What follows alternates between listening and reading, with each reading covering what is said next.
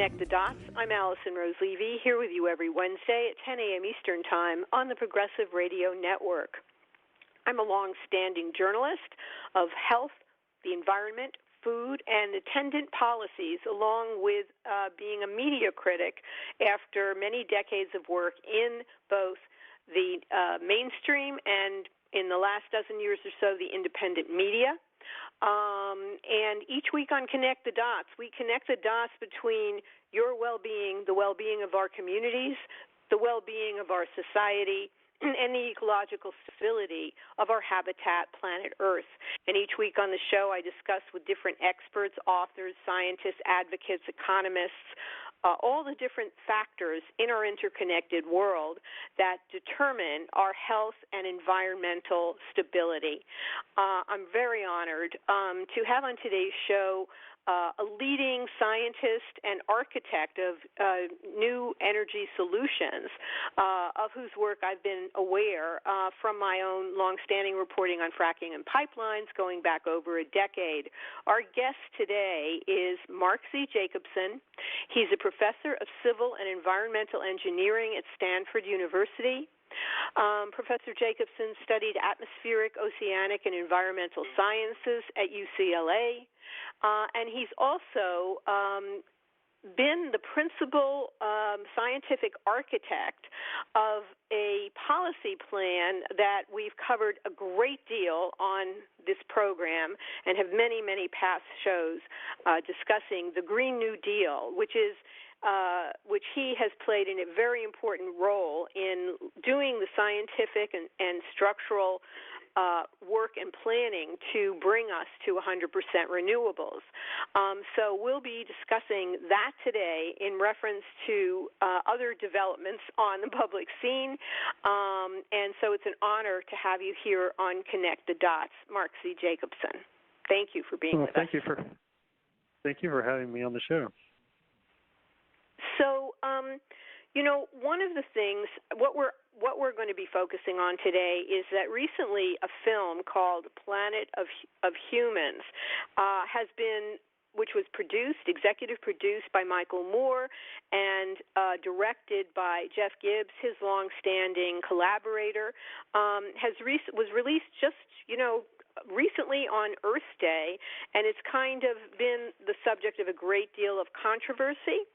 And so we'll be kind of going through some key elements in that film, which, one of the things I often say as a media critic and someone who's looking at how media shapes our sense of possibility or limits and restricts our sense of possibility, which is my constant theme, is that films can be very moving and emotionally persuasive, but it doesn't mean, but it's difficult to fact-check them.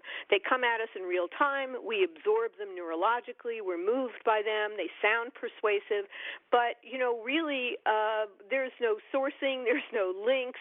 There are many reasons why really debriefing the quality of the information in a film is much harder than in online or printed work where, we have to link to things. We can't just kind of get a gotcha piece of video and make a bald statement about something. And so that's why I'm very delighted that we'll be talking with Mark Jacobson about the actual reality that the film covers or failed or misrepresents in many instances. And this is especially important because the Green New Deal is basically the next phase of climate activism. And, it's important not to kind of, cast doubt on whether some of the important features of it have worked, and also to contrast things that may have been historically undertaken by the environmental movements, but are no longer as operative, and to miss the opportunity of where we are today. So, Mark Jacobson, as someone who really worked on the entire foundation of what is now standing as the Green New Deal, could you orient our listeners to, how you and the Green New Deal are looking at fulfilling the promise of a transition to 100% renewables?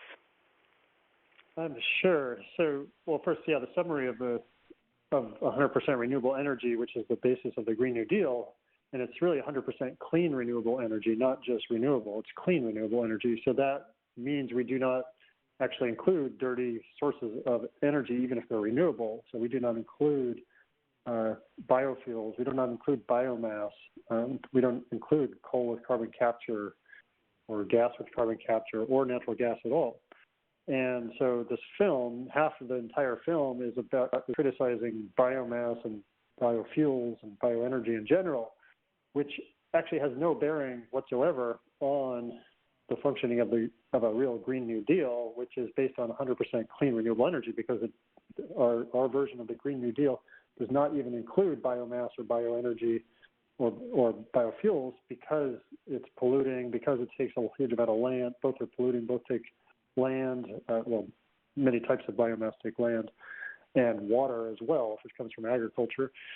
And then there's a lot of energy that goes into producing biofuels and biomass, and that energy renders, a lot of that energy will come from fossil fuels, and that energy renders the carbon benefits pretty small compared to using wind or solar. So the first point is that literally half that movie is just not relevant to a Green New Deal. But what is relevant is, so what we do plan is in a renewable future, clean renewable future, is onshore and offshore wind, solar photovoltaics on rooftops and in power plants, concentrated solar power, geothermal electricity and heat, small amounts of tidal and wave power, and existing hydroelectric power and for electricity. And there's also some solar thermal for heat as well. And that, along with storage, so we need electricity storage, heat storage, cold storage, and some hydrogen storage. And the hydrogen in the system would be used primarily for long-distance heavy transportation, and it would be produced by electrolysis, so from electricity, where the electricity comes from the wind, the water, and the solar power, or what we call WWS, for the electricity sources. And so, yes, we need the storage, we need generation of electricity, and we're going to transition all energy sectors. So we'll transition vehicles to electric vehicles and hydrogen fuel cell. We'll transition building heating to electric heat pumps and some solar hot water preheating, some district heating, and air conditioning will be heat pumps as well. For our industry, we use electric high temperature processes like electric arc furnaces, electric resistance furnaces, and induction furnaces. And so everything will be electrified, or there'll be some direct heat, and all the electricity and heat will be provided by wind and water and solar. So there's no biofuels, there's no biomass, there's actually no nuclear power, there's no coal with carbon capture, there's no natural gas with or without carbon capture, anything like that. So yeah, that's the summary of kind of what the Green New Deal would look like in terms of the technologies. And then based on that, we can then focus in on the film. We can see which technologies he was criticizing of those, and we can see if those criticisms are valid or not. Yes, let's do that. Yeah, that makes complete sense.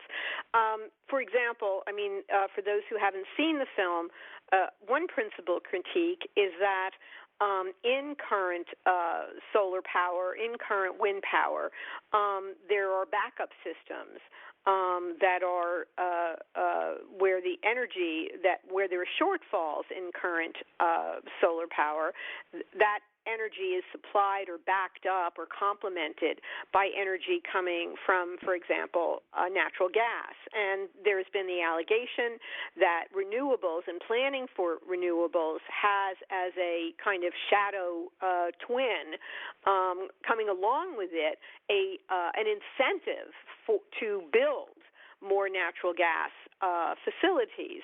And that's really the basis of, or kind of one basis of the film's criticism of solar power. But what you're describing is a complete withdrawal from that kind of energy. Is that something that presuming there'll be some kind of transition, ideally, is that something that is present on day one, or is it something that's part of the build-out process that will remove all of the fossil fuel dependency as the plan progresses? Like, how, just to get before we get further into kind of the film and what is saying, that basic question about, you will be getting out of it. Presumably there'll be a transition out of it. And, at what stage will we be seeing, a substantive shift that greatly reduces our carbon output over either present day or over the time when the film was made, which is, or, a lot of the footage was shot, which was over a decade ago, apparently. So, so the question is well, the wind doesn't always blow, the sun doesn't always shine, so you need, when you don't have either wind or solar or neither, you need some other source of energy, electricity in particular, to match power demand on the grid. And, well, first of all, they're saying right now that the source of that backup the source of that backup power is gas. Okay, that's what they're saying. Right. However, that's just not true, because actually in 2000, in fact, they took that argument further and said that all the coal plants that are being shut down in the U.S., they're saying those are being replaced by gas. I mean, that's just not factually true. If you look at the data in the United States, for example, in 2019, which was last year, 72% of all the new electric power generation in the U.S. was clean renewable energy. There wasn't, it was a very much small minority, less than 30% was natural gas. And so coal wasn't being replaced by gas, and wind turbines that are going up are not being backed up only by gas, so they're being backed up more by other renewables. And, there are plenty of other options besides gas to back up renewables. We have existing hydroelectric power, which is it's basically big dams or batteries. And people say, well, we don't want more dams. Well, we don't need more dams. In fact, we can remove most of the dams in the United States and it won't affect the electric power system at all, because only 3% of dams in the United States, of 80,000 dams in the United States, only 3% have hydroelectric power associated with them. So 97% of all dams have no hydroelectric power. So we can remove tens of thousands of dams without having any reduction of electricity from hydro. So that's one source, is hydroelectric. Another source is called pumped hydroelectric, where you have two reservoirs, an upper and lower one. And when you have excess electricity at night, like sometimes you have extra wind at night, and you can use that to pump water up a hill. And then when you need the electricity, you let the water drain down a hill through a turbine to power a generator to produce electricity. And then, there's also what's called concentrated solar power. In desert regions, there are a few plants up in the U.S., but they're more worldwide, where you focus light off of mirrors onto a central tower to heat a fluid. That fluid then can be stored overnight in a tank, and when you need electricity, you run the hot fluid by water to boil the water. The steam from the water pushes through a turbine to generate electricity, or to go through a generator to generate electricity. So that's concentrated solar. Then there are other things like there's flywheels, compressed air storage for electricity, and then batteries, of course, are coming down in cost. And batteries are being put up all over the world in big power plants, and they're reducing the cost of energy in many places that they're being put up compared to even gas. Like in South Australia, Tesla battery storage coupled with wind and solar saved on the order of tens of millions of dollars. Because you can ramp up batteries much faster than you can a natural gas plant for backup power. But batteries are much better than gas for backup power. Hydroelectric is much better than gas for backup power, because you can ramp up you can get electricity from a hydro plant in 15 seconds. You can get it from a battery in less than 1 second. From natural gas, you need like a minute to 5 minutes to get that backup power. So there are better options, and the cost of batteries are coming down, but the cost of all these other options I already just listed are dropping even further. Another technology that's starting to be commercialized is called storage by gravitational mass. So, for example, when you have just like pumped hydro, when you have excess electricity, you can lift a concrete block and put it on a tower or pile of blocks. Mm-hmm. And then when you need electricity, you lower that concrete block. And so that's basically another source of electricity generation, just like pumped hydro. It's estimated to be similar cost to pumped hydro, and both are much cheaper than batteries. But batteries are coming down in cost, and they are very convenient. But it's not only electricity storage, because keep in mind, we're going to be electrifying all energy sectors. So we're going to be electrifying transportation and building, heating, and industry. And so when we electrify cars, that means you have an additional source of electricity. However, it's less, like 1/3 the electricity needed compared to the amount of energy you need in gasoline, or 1/4 even, because an electric car uses 1/4 the energy as a gasoline car to go the same distance. But you do need more electricity in that case. However, you can charge the car pretty much any time, day or night. So utilities can give people incentives to charge their car when there's an excess demand or excess supply of electricity from wind or solar, and not to charge when there's a lack of it.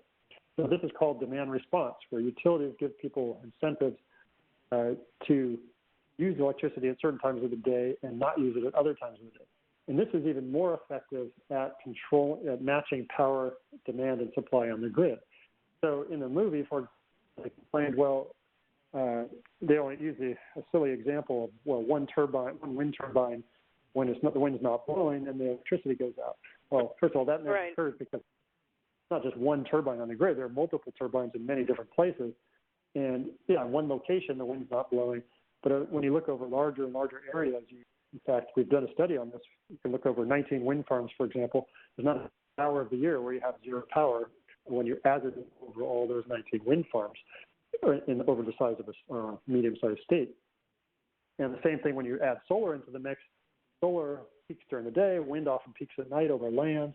And so they're very complementary in nature as well. When the wind's not blowing during the day, the sun is often shining due to meteorological reasons, and vice versa. Mm-hmm. And so wind and solar are complementary in nature. When you combine those, you reduce the hours, again, where you have zero or low power.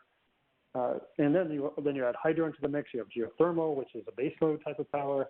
And that, we've done studies for 143 countries, grouped into 24 world regions, and found that we can match power demand versus supply every 30 seconds for 3 years everywhere in the world.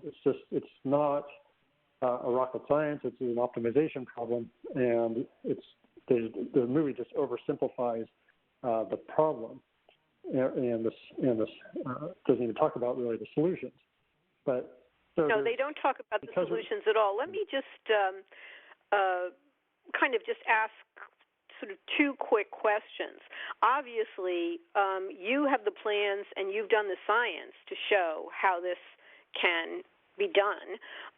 So question number one is, obviously we're not there today and we need to get there more rapidly. I mean, in the plan that you designed for the Green New Deal, and unfortunately we've had some political setbacks to launching, but in the plan, were to launch, at whatever, if that happens, which we can only certainly, I mean, that's where it would be great to devote our energy and attention. How rapidly would we theoretically be able to get to a point that was, like, let's make two benchmarks. One is everything, the 100% is kind of one, benchmark. But let's say, some other percentage, which perhaps you could define, of where we have such a substantive difference over this burning of the fossil fuels that we have today, that we see significant benefit.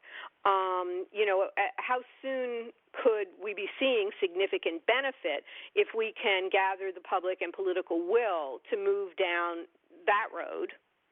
And so that's one question. And then there's an economic question, but we'll kind of hold that one off for the minute. Well, our plan is that we need to transition about 80% of the world by 2030 and 100% no later than 2050, ideally 2040, 2045. But that 80% by 2030 is really what we need. And yes, it's technically possible to do it. It's certainly possible. And in fact, there are 10 countries of the world in their electric power sector that are at 100% renewable electricity. And so there are examples of it being done in countries, but most of those countries have large hydro, although Scotland is mostly wind. So it is possible, but we really need to do it. And I think there's no limit as to how fast we can do it if we all put our minds to it. That means if the governments put their minds to it and the population. I mean, the public opinion polls suggest that people do want to change. There's one poll of 26,000 people that said that over 80% of people in 13 different countries wanted to transition to 100% renewable energy. But that doesn't translate into actual policy. So we would need strong policies put in place, such as the Green New Deal or something similar, to actually plan out and plan this transition and put deadlines on it.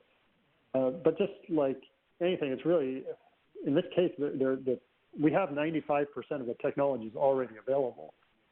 So sure, there's a ramp-up time to implement them, but if that's the priority, and if we decide we're going to eliminate all fossil fuels at the same time, we can then take away those subsidies and then move those subsidies towards speeding up the transition to a clean renewable energy future. So I think it is technically and economically, it's even more economically possible because it will save a huge amount of money to do this transition.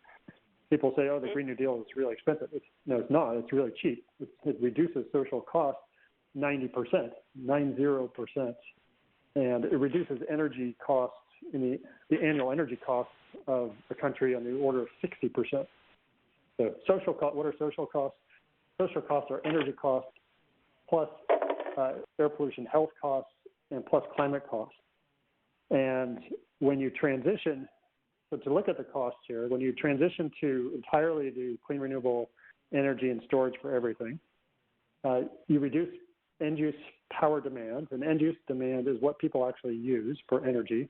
And we're talking about all energy sectors here: transportation, building, heating, cooling, industry, electricity. We reduce that demand about 57% when you electrify everything, and then use clean renewable energy for that. And how do you get 57% reduction of demand? Well, it's due to the efficiency of electric vehicles to some degree hydrogen fuel cell vehicles over internal combustion engine vehicles, because like an individual gasoline car, only 17 to 20% of the energy in the gasoline goes to move the car, and the rest is waste heat. About 80 to 86% of the electricity that goes into an electric car goes to move the car, and the rest is waste heat. So by electrifying cars, you reduce your demand just for vehicles for energy by about 70, 80%. And as a result, but when you average over all sectors, you end up getting like on the order of a 15% or so reduction of power demand just due to transportation. And you also get an efficiency due to using heat pumps instead of gas heaters for homes and for air and water heating on the order of 20 to 22%. And you get an efficiency of industrial electricity, using electricity for industrial heat versus using oil or gas or coal-based high temperature heaters, but just a few percent, 3 or 4%. But then there's also savings of the fact that 12% of all energy worldwide is used to mine, transport, and refine fossil fuels and uranium. You eliminate that because wind comes right to the turbine, solar comes right to the panel. You don't need to mine anymore continuously for fossil fuels. And that saves 12% of all energy. Then we can get end-use energy efficiency improvements beyond the business as usual. That's like another 6 or 7%. And so we end up with 57% reduction of power demand just by going to this new system. On top of that, then the cost per unit energy, that's like the cents per kilowatt hour of electricity, for example, that goes down due to the fact that wind and solar are cheaper, much cheaper now. They're half the cost of natural gas now, and for example, in the United States. and worldwide, wind and solar are the cheapest forms of new electricity.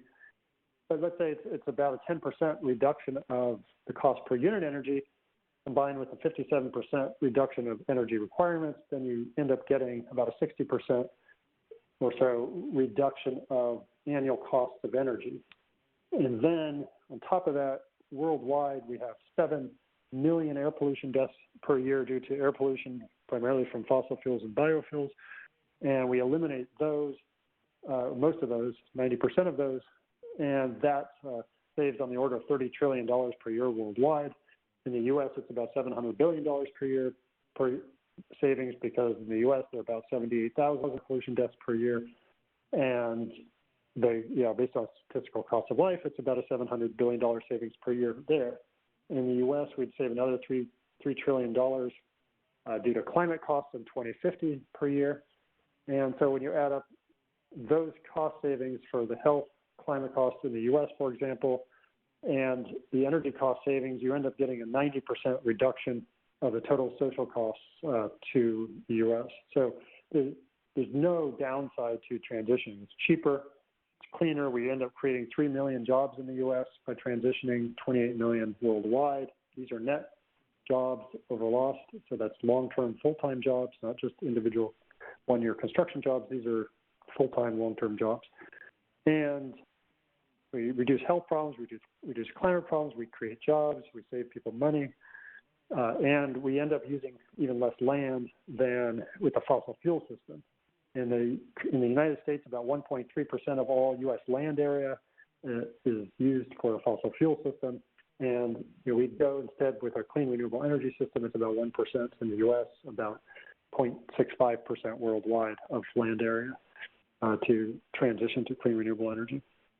So in contrast, what the film is saying, which is they're in effect looking to the past and saying these were old attempts that were compromised in various ways, that were the best thought at the time, but that did not really work very well, and then wound up becoming an investment vehicle for people back at that time that were offering them. What you're pointing toward is not looking back those 10 years, and sure, there is stuff to critique, but all of that is being completely eliminated by the Green New Deal plan, and instead you're looking forward to 10 years to what level of cost-cutting, efficiency, and improvement across the board could be done by the next 10 years being devoted toward the Green New Deal plan. And that's a striking contrast. It's like, it's kind of like archiving the past and expressing regret is what the film is portraying, and you've already, made the same assessments in effect, and are, not pursuing these biofuels and biomass in the way that was done in the past, because they have these problems, and so they're already eliminated. So, the game or the exercise of saying who should be punished for having promoted these earlier is, it may have a place in, historically, and I don't want to dismiss that, but it's far more important that our future focus and the focus of our energies be placed not only in very well scientifically thought through plan that that has been engineered to the need, but that also already is sitting on a political platform. And even though we are in a moment of political trouble now, and we don't know how long that will be continuing, that's more of the problem. It's more of a political problem, how do we get this implemented, than it is an engineering problem to assume that renewables have nothing to offer based on, their earlier false starts. When you first began looking into this, you eliminated, just to kind of backtrack a little bit into the film's territories, you eliminated the notion of using biomass or biofuel from your plants. I mean, they were, did you ever like them, or did you kind of right away see that they were non-starters in a certain way? Well, it wasn't a question of liking them or not. We had analyzed them scientifically for many years. Yes. And going back to 2004, 2005, and then, subsequently, so I analyzed the air pollution impacts of ethanol, for example, on U.S. air quality, and with a very detailed three-dimensional computational model of the entire United States, and which had never been done before. I mean, keep in mind that the people who claim that let's say ethanol, for example, was better than gasoline, they never actually simulated the chemistry of the atmosphere. They just looked at some selective emissions from fuels like the ethanol versus gasoline and said, oh, well, there's less benzene, there's less toluene and xylene from ethanol, for example, than from gasoline. Therefore, ethanol must be better for people's health. Well, but they just completely ignored the fact that there's like orders, almost 2 orders of magnitude, 1 to 2 orders of magnitude higher acetaldehyde and also formaldehyde from ethanol vehicles compared to gasoline vehicles. And acetaldehyde and formaldehyde are 2 of the 5 most potent ozone producers in photochemical smog. And so these companies that were pushing this, or the investors, just had no idea what they were talking about. They thought that air quality was proportional to the chemicals that were emitted, not realizing that there's actually atmospheric chemistry going on where chemicals are transformed in the atmosphere to something else. And those are what people breathe, is what they're transformed into. And it's almost like they just had no idea what they were doing. And so they misled the public, trying to say that these ethanol vehicles would make air quality better. And anyway, so we did a study back in 2007 looking at this problem of ethanol versus gasoline in detail. Did other ones a couple of years later. And we looked at other things like land use, huge amounts of land. I mean, we need 15% of the entire United States, for example, to grow enough corn for corn ethanol to power a U.S. vehicle fleet. And then, it was around 12% of all agriculture is irrigated in the United States. So you'd take a huge percent of the water supply of the U.S. just to irrigate such land, and that's necessary. So, yeah, we looked at biofuels and biomass from not only a climate point of view, but also air quality and water and land point of view. This is what the difference is between what we've done and what most studies that have been proposing some different solutions is that they have ignored the air quality effects of different solutions. And this is it's kind of great with me because, a lot of people who focus on climate just completely ignore or don't care about air pollution health effects, or they're certainly not in any of their analyses or in their considerations. So this is why we get biofuels or biomass in what we call the all of the above policy, because of the claim that it just reduces carbon without even considering what the air pollution effects are. Same thing with carbon capture. Carbon capture actually increases air pollution because it doesn't actually reduce any of the pollutants from like coal or gas plants aside from CO2. In fact, it increases them 25 to 50% because that's how much more energy you need to run the carbon capture equipment. So, proponents of carbon capture, proponents of biofuels, biomass, they completely ignore air pollution impacts. And then this is why we then open ourselves up to problems. We get films like this that are criticizing technologies that should never be in the conversation in the first place. What about drawdown technologies for agriculture? Are they part of the plan, or are they slated to be part of the plan? In other words, shifting the food system to regenerative agricultural practices, land use, shifting the subsidies so that there can be some form of carbon capture done through this method of farming, as well as an improvement of the quality and healthfulness of the food supply. Is that also part of it? Because it's been mentioned, but I wasn't sure if it was ever actually scoped out in the Green New Deal plans. Well, the only type of carbon capture that's legitimate in a plan to solve the climate problem in particular is one that is natural air capture. So that's like growing trees, preventing, but even more important, preventing deforestation, preventing permanent deforestation. Or so you could either grow more trees or prevent current ones from being burned down. When you have biomass burning today, or even agricultural waste burning, you're not only like in the case of the forest, eliminating part of a forest, but you're putting a huge amount of air pollution in the air, and you're putting greenhouse gases in the air. Now, some people will say, well, you're growing that CO2 that's emitted from the deforestation or agriculture or waste burning, it comes back to regrow plants. And that's partly true but when you burn a forest down, first of all, if it's permanent deforestation, that forest is replaced with like agricultural land, which is lower carbon intensity, so you do not regrow that nearly so much. But even if you did regrow an entire forest, it takes 80 years to regrow a forest entirely, and so that means that carbon is stored in the air for 80 years and is causing warming for that, certain portion of that time. And but they're also ignoring the. Go ahead. Well, I'm saying I was just that. Going to say, yeah, go ahead. You go. I was just saying that the air pollution effects are even more critical because they cause, hundreds of thousands to a million deaths per year from air pollution due to biomass burning.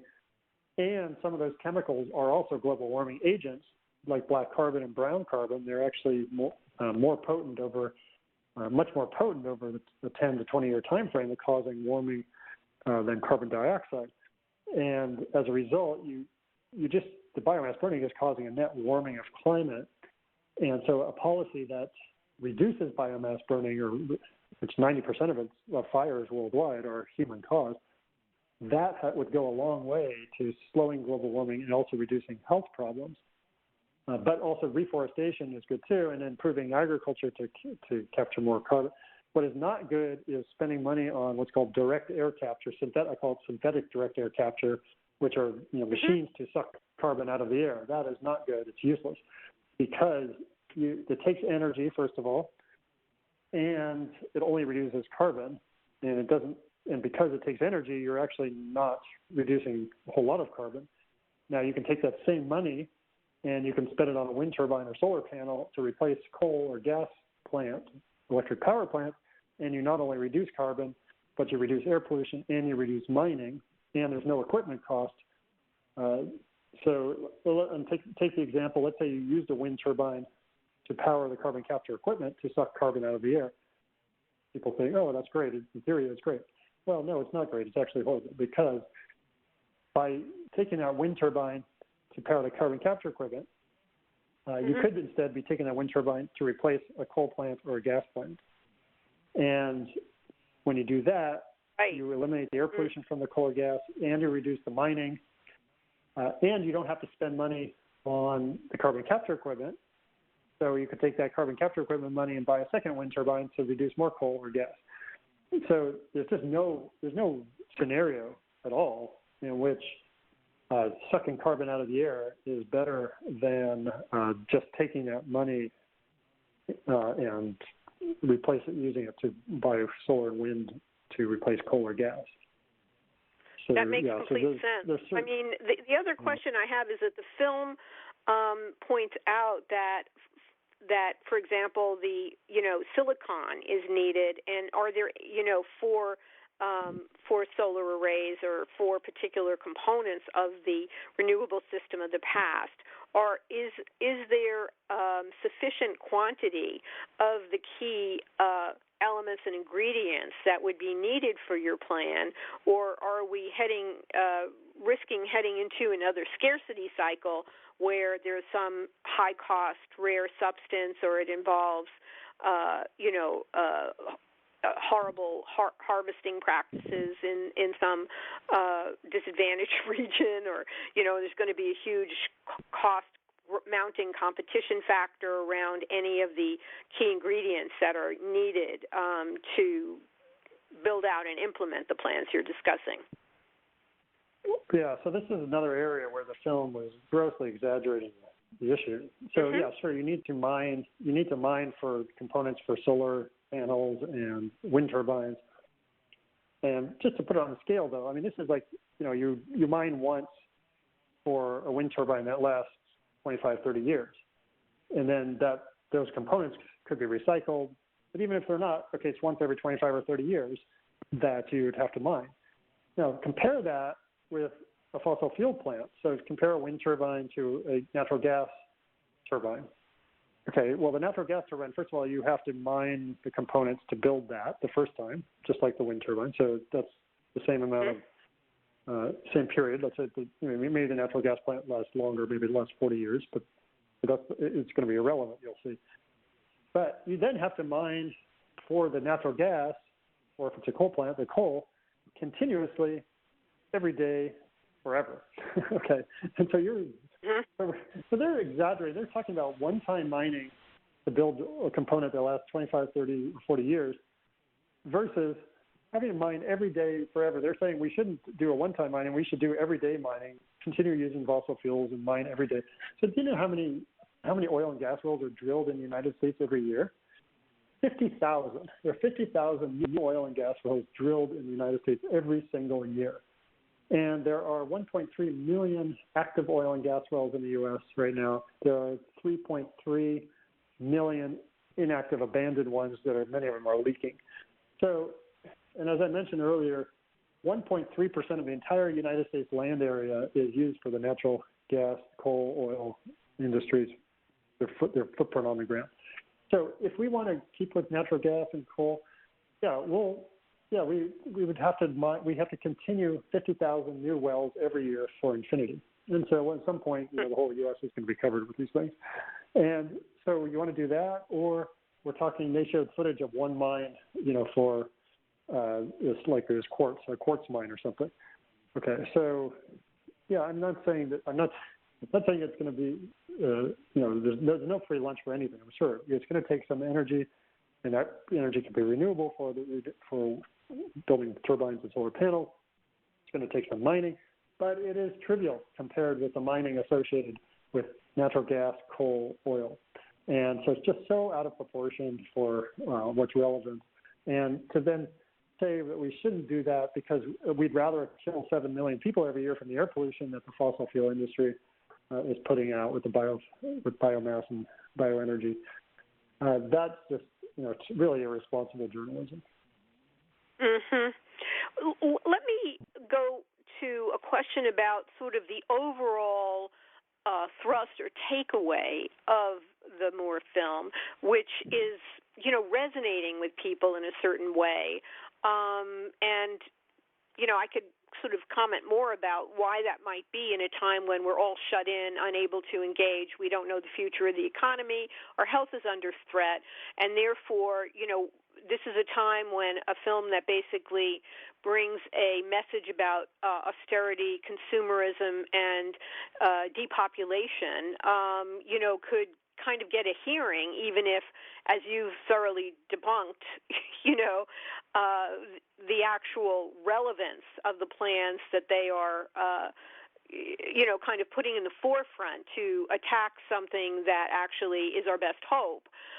What place in the plan that you have, or what need is there for a reduction of certain kinds of consumption? Because, one of the major sort of takeaways of Planet of Humans is that, we all need to reduce our consumption. It's on us. It has to be solved by us as individuals to reduce consumption. Of course, a lot of that consumption may be reduced through, a downturn in the economy if we don't kind of take on any major initiatives like this one to kind of rebuild the economy.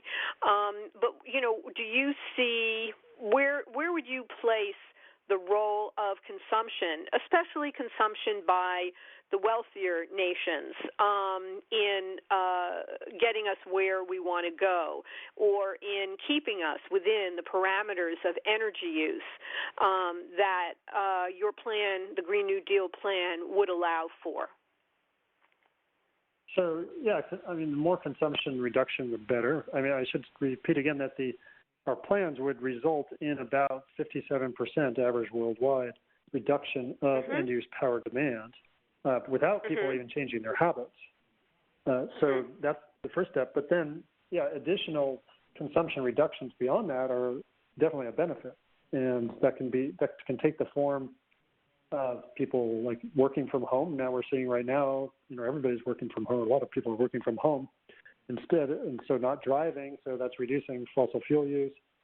But even, in a renewable energy economy, that would be reducing, electricity requirements for battery electric cars, and also reduces the number of buildings we need, because we don't need also any commercial buildings if more people worked at home, and all the energy that goes into the commercial buildings.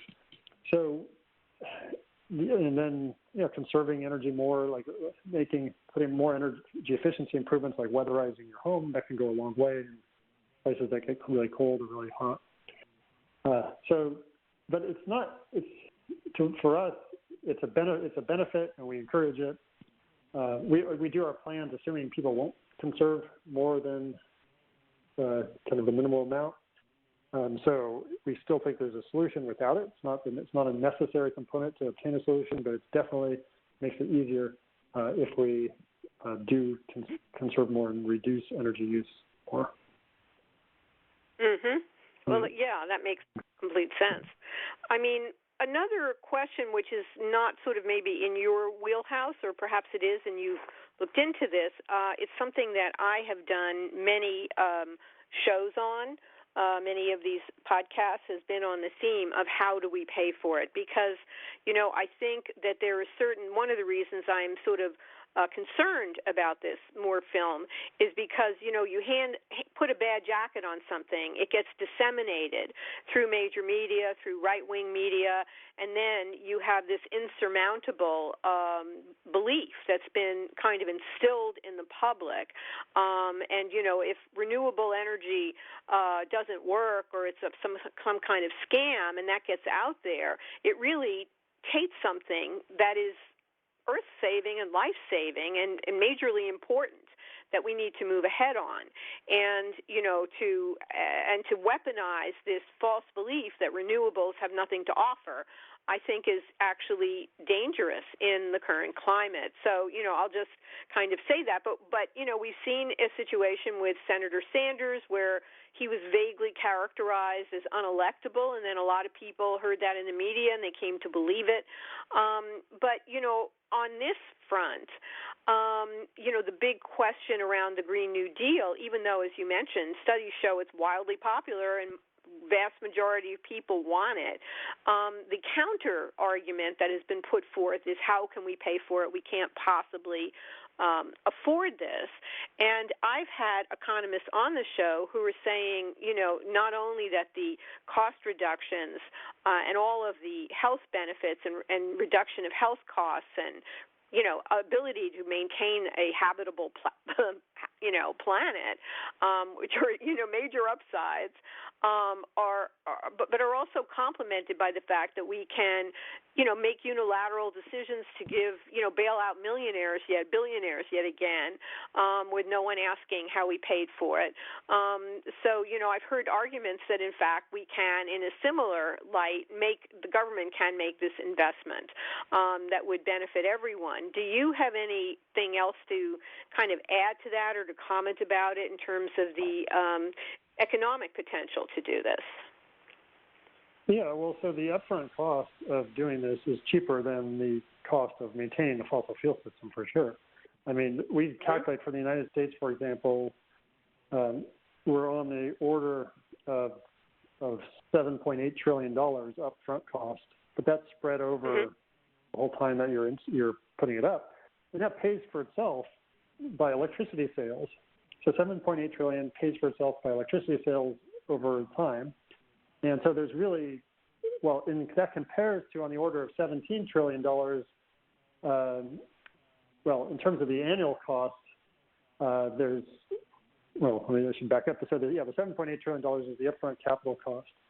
And then per year, though, the actual cost per year is going to, because you're putting up the facilities, and then you're paying for energy each year. Now, the annual energy cost in a fossil fuel system is about $17 trillion per year in 2050, versus the wind, water, solar cost is about $7 trillion per year. So this is where we get this huge reduction, like over a 60% reduction of annual cost by going to clean renewable energy.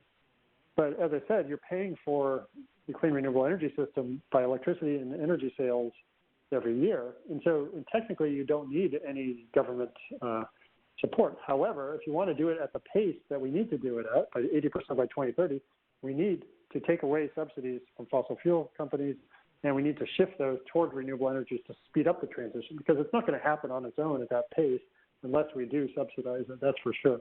And so that's where the subsidies are needed to speed up the transition. But it does pay for itself over time, and as a result, it's really beneficial for society. So it's not like we're going to bankrupt the economy to do this. No, on the other hand, we're saving a huge amount of money, creating jobs, and creating jobs actually multiplies money, because that means more people get wages, more wages get taxed, and this more money goes back into the economy. It's a positive feedback.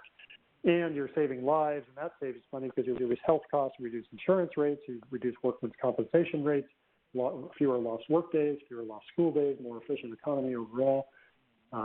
It's just a lot of misinformation about both the costs and the benefits of an entirely clean renewable energy system.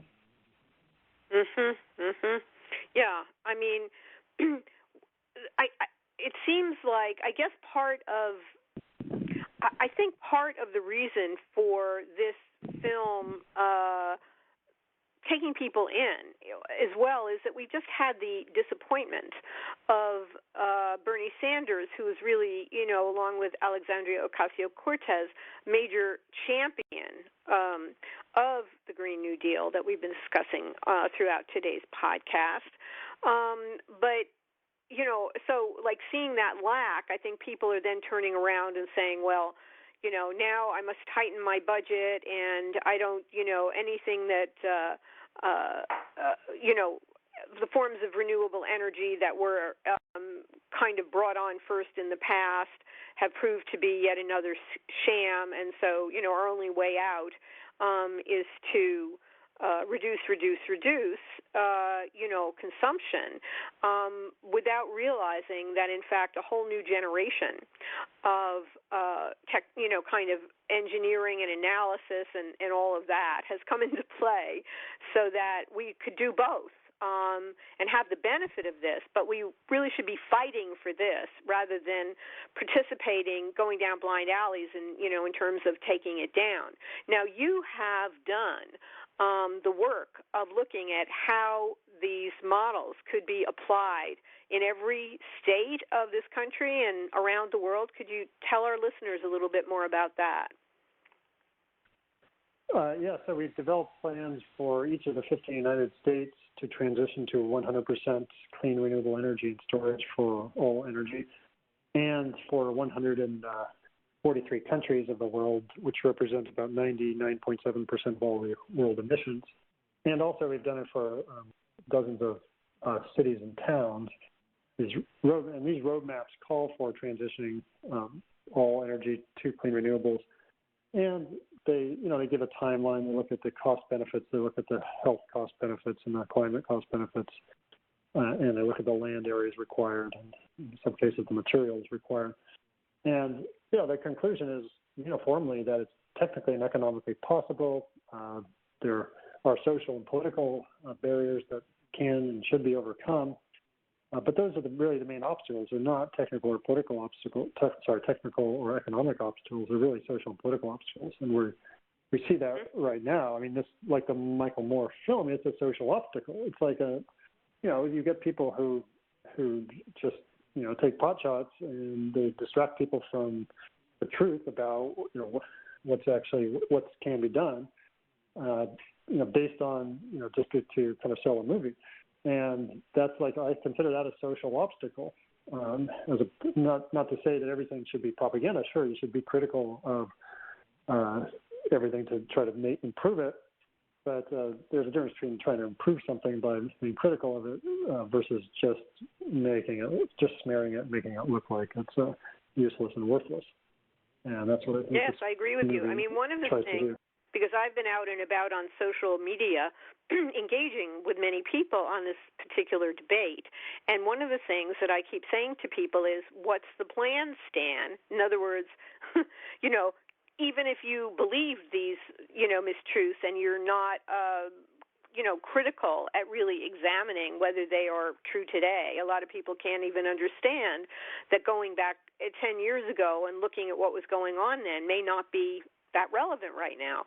But further, if you, for example, which is another area of the film, which is not our main focus, and definitely the big greens have something to kind of account for. Some are worse than others. Some have really taken a lot of fossil fuel money and played a diversionary role. Others have played a compromise role. And then there are some who've really been on the side of taking all of this down. Uniformly wanting to take down the environmental organizations, and some of them may deserve it. So I'm not kind of defending them as a monolith, and I myself have never taken a nickel from any of them, and I've seen their shortfalls in my reporting, so I'm not saying it's non-existent, but I'm just saying in terms of what is really facing us, the dilemmas, the obstacles, as you say, that are facing us, we need to become more active, but we need to become active for the right solutions, and Planet of the Humans is really, it's galvanizing, but it's not offering solutions. I mean, this whole conversation with you, Professor Mark Z. Jacobson, over the last hour, is talking in depth about solutions. Where else might people go on the Internet to read more about your plans in greater depth? Well, I have all our plans on my website at Stanford University. There's also the solutionsproject.org. The solutionsproject.org, if you go there under clean energy, there are actually infographic maps. You can pick a country or a state and click on it, and you'll have a summary of a plan for that, or even a city. And at the bottom of those is a link to our Stanford University website. But yeah, on my website for Stanford is really the where all these plans and the papers, the published papers that are associated with them. I also have a textbook that's going to be published in August called 100% Clean Renewable Energy and Storage for Everything through Cambridge University Press, but on my website there's a link to that as well. But it really lays out all these, kind of summarizes all the plans and the science. A lot of it's layman, but there's some detail as well. And yeah, so that would be the most comprehensive summary of everything together. But otherwise, there's a lot of individual papers. There are a lot of blogs and summary layman's papers, and then there are the actual plans themselves. Yeah, that sounds great. Listen, that's great for the deep researchers, and we need more of them so that we, can look more critically at sort of gotcha statements or anecdotal comments, being used to bolster a particular vision. I mean, are there any final words that you would offer to listeners of Connect the Dots? Well, I would just say that, stay positive. This is definitely a solvable problem, and certainly there are barriers, but if we keep our eye on the ball, we can overcome these barriers and solve these problems. People can do things in their own homes. You can change your home to be electric. Don't allow gas on the property if you're building a new home, or shut it off. If you have an existing home, go to heat pumps, go to electric induction cooktops, go to use more energy efficient lighting, go to electric cars. Of course, reduce energy use, telecommute more, less flying, etc. So there's a lot of things individuals can do, and also support policies that are beneficial to transitioning to large-scale clean renewable energy. So those are my final words. I think this is a solvable problem. Well, thank you very much. I really appreciate your taking the time to speak with me and our listeners here on Connect the Dots. We've been talking with Professor Mark C. Jacobson, who is a professor of civil and environmental engineering at Stanford University and one of the principal architects of the Green New Deal, which was developed as part of Bernie Sanders' campaign, as well as with major input from Alexandria Ocasio-Cortez and other groups, which is, in fact, you're doing the scientific part of what is a very across-the-board, integrative, intersectional effort and coalition of different groups. I also want to state that. So this is not like a corporate monolith of any kind from so kind of coming down from stock investors or anything like that. So thank you so much for your work, and thank you for being with us today on Connect the Dots, Professor Jacobson. Well, thank you for having me on your show. And thank you, listeners, for being with us for another edition of Connect the Dots. I'll be back next Wednesday at 10 a.m. Eastern Time on the Progressive Radio Network. Stay safe, be well, keep marching forward, even though we're sheltering at home, so we're sort of marching in place and sort of conceptualizing and envisioning where we need to go.